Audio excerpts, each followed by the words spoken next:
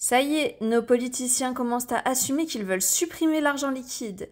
Bien sûr, sous prétexte que c'est pour notre bien, pour lutter contre la fraude fiscale ou encore contre le narcotrafic. Hier, Darmanin a abordé le sujet comme à son habitude en mentant.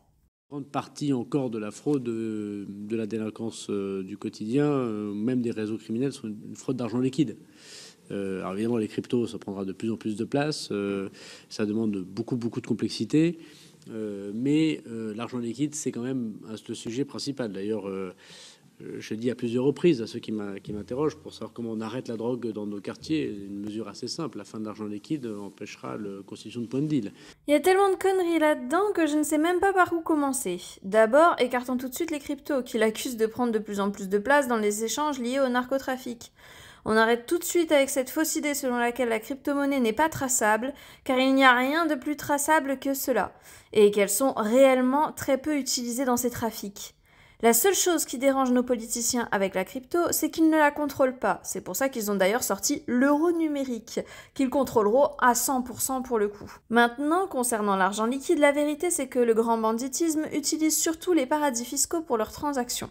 Non, le problème que nos politiciens ont avec l'argent liquide est le même que celui qu'ils ont avec les crypto-monnaies.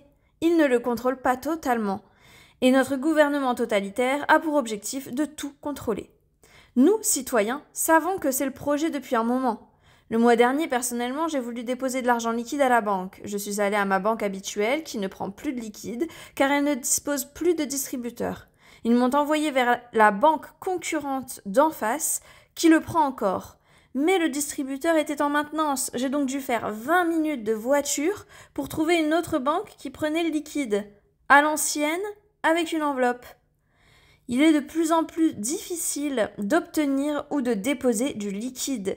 Mais imaginez la société qu'ils veulent bâtir alors qu'ils sont déjà en train de nous empêcher de rouler avec nos voitures avec leurs ZFE, qu'ils nous ont imposé des restrictions de déplacement pendant le Covid, qu'aujourd'hui ils ont parlé d'interdire le comté, un fromage. Qu'est-ce qui les empêchera demain de vous empêcher d'acheter du comté avec votre euro numérique?